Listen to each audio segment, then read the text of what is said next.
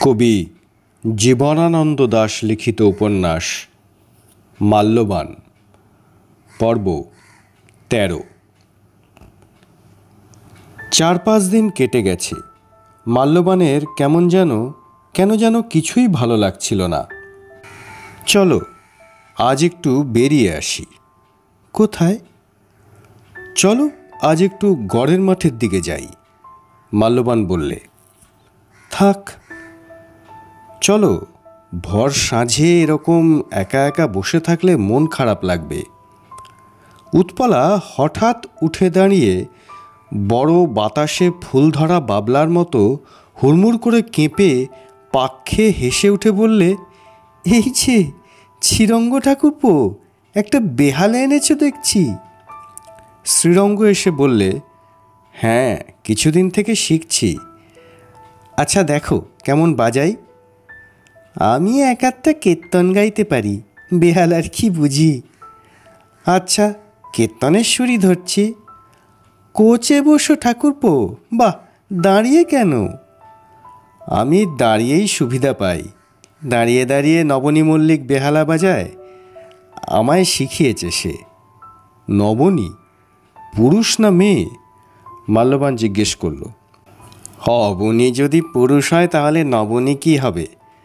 আর চোখে মাল্যবানের দিকে একবার তাকিয়ে বিদ্যুৎ ভরা ব্যাটারির মতো সম্পন্ন সফল দৃষ্টিতে উৎপলার দিকে তাকালো শ্রীরঙ্গ। অবনী নবনী দু ভাই? নবনীবাবু আপনার দাদা? মাল্যবান বললে। আমি তো মল্লিক নই। তবে পলা বৌদি জানে আমার কুলের খবর। ওরা রামবাগানের দত্ত, উৎপলা বললে। উৎপলা শ্রীরঙ্গকে জিজ্ঞাসা করলে, নবনী কি মল্লিক বাড়ির মেয়ে, রাজেন মল্লিকের? হবে এক মল্লিকের। বেটা ছেলে নয় নবনী, মেয়ে বটে। পলা বৌদি, বেহালাটা বাজাই তাহলে।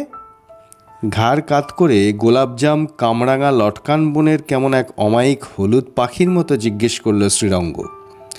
বাজাও বাজাও। কীর্তনের সুর? বাজাও। না, কীর্তনের সুর নয়। উৎপলা নিজেকে তাড়াতাড়ি শুধরে নিয়ে বললে। কেন? বেহালায় তা বাজবে না। তুমি একটা অন্য সুর বাজাও শ্রীরঙ্গ ঠাকুরপো, যাকে বলে বেহালার সুর। শ্রীরঙ্গ বেহালা কাঁধে গুণীর মতো দাঁড়িয়েছিল। এবারে এক পায়ে ভর দিয়ে দাঁড়ালো, বা পা পিছনের দেয়ালে ঠেকিয়ে। বায়লার সুর মানে? মনমোহন বায়লাদারকে চিনতে তুমি? উৎপলা বললে। না তো, কোথাকার? ২৪ পরগনার। আমি তাকে একটা চমৎকার সুর ভাঁজতে বলতাম। কোনো গানের সুর সেটা নয়, সেটা বায়লার সুর। মনমোহন মন্ত্রী লোকটার নাম। ওই একই সুর বাজাতো? একই সুর বরাবর ১২ মাস। আমাদের দেশের বাড়িতে শীত পড়লে আসতো, কার্তিক মাসটা কাটিয়ে যেত।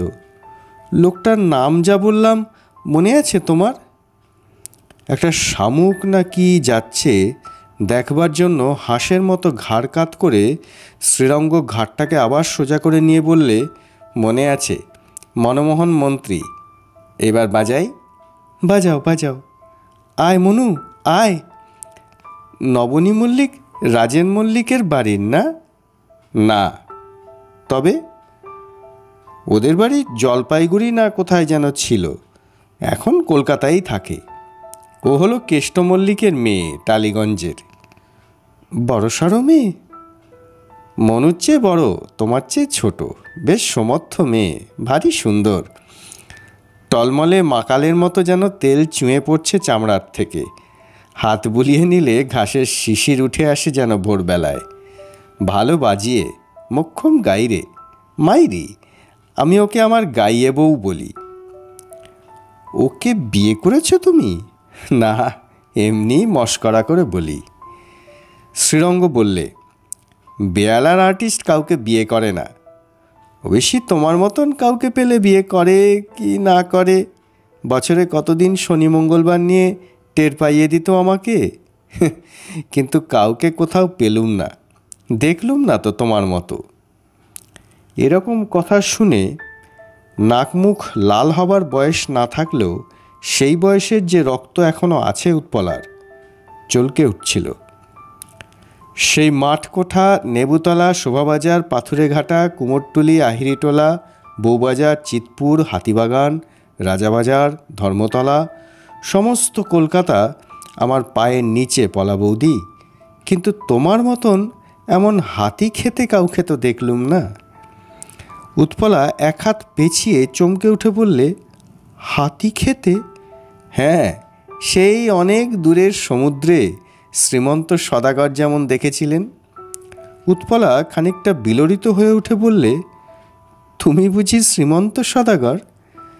বেহালায় একবার ছড়ি টেনে উৎপলার দিকে চোখ তুলে শ্রীরঙ্গ বললে, আর তুমি দাঁড়িয়ে আছো পথের ওপরে, কিন্তু হাতি খাচ্ছ কেন বলো তো কামিনী? কমলে কামিনী বলো, উৎপলা ফোড়ন দিয়ে বললে। কামিনী নয়, কামিনী নয়, দেখছো না ওরা সব দাঁড়িয়ে আছেন। একটু এগিয়ে চাপা গলায় বললে শ্রীরঙ্গকে। শ্রীরঙ্গ বেহালায় এবার একটা সুরই ভাঁজতে লাগলো, খুব মন দিয়ে, কিন্তু তার চেয়েও নিবিড় নিবেশে মননের অপর বস্তুতে লেগে থাকতে চেয়ে। বুঝছিল উৎপলা, অনুভব করছিল অপর বস্তুতে লেগে থাকতে চেয়ে। বুঝছিল উৎপলা, অনুভব করছিল একটু দূরে দাঁড়িয়ে থেকে মাল্যবান। কিন্তু বাজাতে বাজাতে হঠাৎ মাঝখানে থেমে গেল শ্রীরঙ্গ। অনেক দূরের এক সাগর দেখা যাচ্ছে, নিরালা জল, রোদ, সেখানে পদ্মের ওপর দাঁড়িয়ে আছে। শ্রীমন্ত সদাগর দেখলেন। শ্রীরঙ্গ চোখ বুঝতে বুঝতে চোখ মেলে ভালো করে তাকিয়ে একটু উত্তেজিত হয়ে বলল, কিন্তু তুমি হাতি খাচ্ছ কেন পলা? কি খাবো তাহলে? শ্রীরঙ্গের দিকে তাকিয়ে মাল্যবান যে দাঁড়িয়ে আছে সেটা জানতে না চেয়ে নিজেকে একটু বেশি ছেড়ে দিয়ে বললে যেন উৎপলা। শ্রীরঙ্গ হঠাৎ চারিদিকে চোখ ফিরিয়ে বললে, ওহ, এই যে মাল্যবানবাবু এখানে দাঁড়িয়ে আছেন দেখছি, আমার চোখেই পড়েনি। আচ্ছা, আমি বাজাই বেশ দুর্দান্ত একটা গত। শোন মনু, শোনো মনুর মা, শুনুন মাল্যবানবাবু।